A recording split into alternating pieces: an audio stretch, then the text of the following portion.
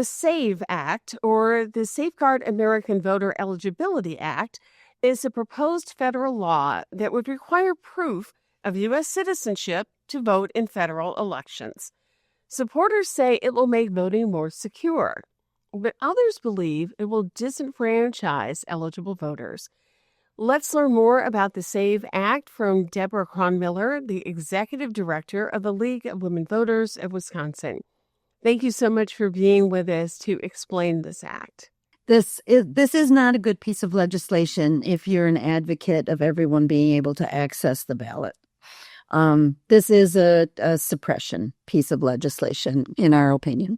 What are some of the provisions of the same act that the League of Women Voters and others, for that matter, do have some concerns about? Well, the biggest concern, as you mentioned, is the necessity of having the proof of citizenship. What we have learned in our research is that though many people possess an ID, which in Wisconsin is what you need to vote, and Wisconsin actually provides state-issued IDs at no cost for individuals who don't have a driver's license. So we've kind of done the workaround for how to make the ballot accessible for everyone. The SAVE Act adds on additional requirements, including the requirement to demonstrate that you're a citizen. And your driver's license alone would not demonstrate that. So you would need to be providing additional documentation, a birth certificate that, by the way, would need to have the same name on it as your other proof of identity. So in my particular case, married 40 years ago, my birth certificate has my maiden name on it, not my married name. I might be prohibited from voting should this pass. One of the concerns that some people have is that this really could disenfranchise voters. You mentioned, particularly your case, a lot of women would not have their married name. No women would have their married name on their birth certificate unless their married name happens to be the same as their maiden name. Is this really going to cause women to kind of figure out what needs to be done? Yes. This is going to disenfranchise potentially, millions and millions of women across the United States. It will also disenfranchise individuals who a passport would be a proof of citizenship. Because at the DMV to get your passport, or the post office, or wherever you go, you have to give a number of pieces of documentation to secure your passport. Those pieces of documentation are sufficient to prove your citizenship. Thus, you're getting a passport issued to you as a citizen of the United States. Now, if you're a holder of a passport and you hear that you can go vote if you have a passport, but the passport you're bringing is your Canadian passport, you will not be allowed to vote, even though you are a passport holder. So, and you might be a dual citizen, but so there's just issues with that. In general, though, the SAVE Act is a solution to a problem we do not have. The assertion is that there's all these non-citizens voting. And what we know, study after study, election after election, is that very, very few individuals who are not citizens actually get through the process and cast a vote that is counted. I mean, we are talking dozens of people in a state that is casting, like Wisconsin, over 3.6 or 3.7 million votes. So, and this is sometimes just a product of an error at the polling place. This is an individual who's maybe, I'll make up a scenario, a store owner in town who is, maybe of non-American descent. But this person, the clerk or the poll worker, has known this individual for 20 plus years. They shop in their store all the time, makes the assumption that, oh yeah, they have this driver's license, they're good to go, they're a citizen, without verifying that. because most non-citizen driver's license are designated as such. But if you're not looking for that designation and you know the person, this is how it could happen in these really obscure and incredibly unusual situations. Well, And certainly not enough to change the result of an election. Well, the Heritage Foundation, which is very right-leaning, their database shows that only 99 people who are non-U.S. citizens have voted over a nearly 23-year period. Yes. Yep.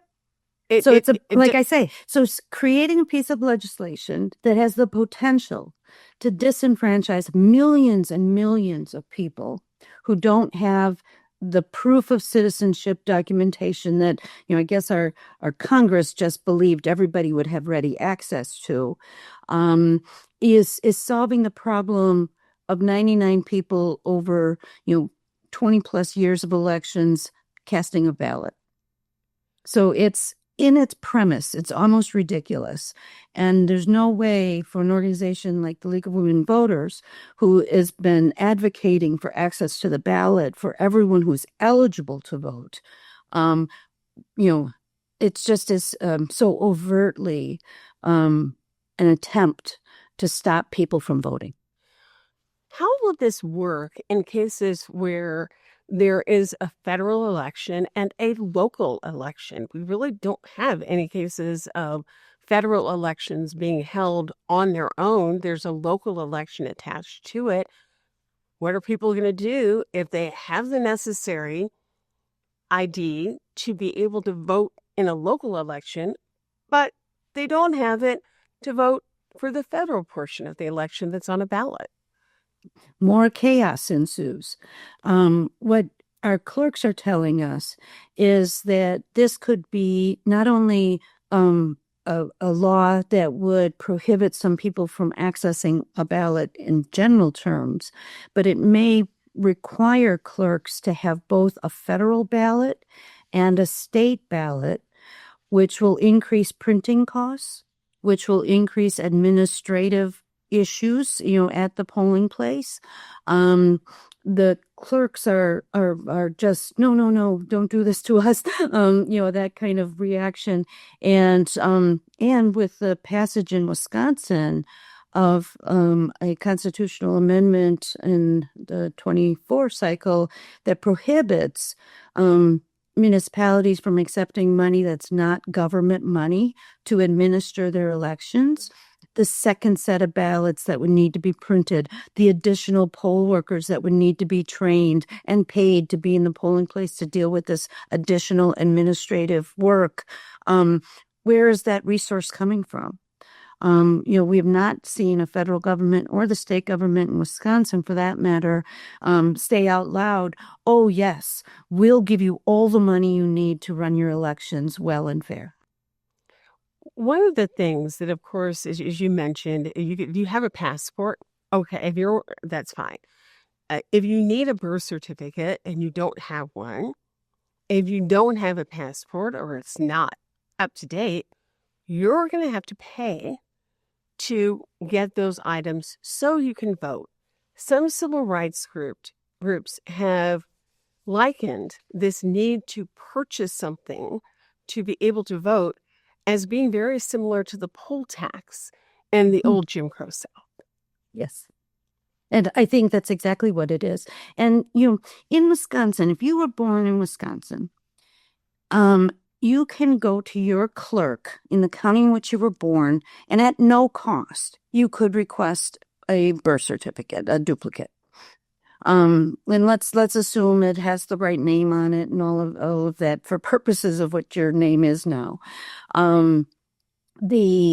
If you were born in another state, and it's maybe not as easy, and it's not even easy for everyone in Wisconsin. If you're living currently in Milwaukee, but you were born in Shawano, getting to Shawano, there's no train, bus, so how would you get there unless you're a vehicle owner or have access to a vehicle? So it's issue upon issue upon issue. And if you're born out of state, Now the birth certificate is not necessarily even free. And some states do not even offer online request forms.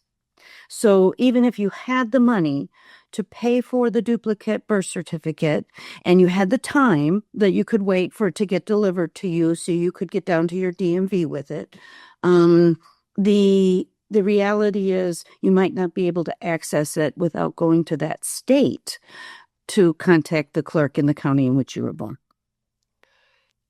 It does seem to be a lot for people to have to go through to be able to vote, which is something we consider a fundamental right here in the United States.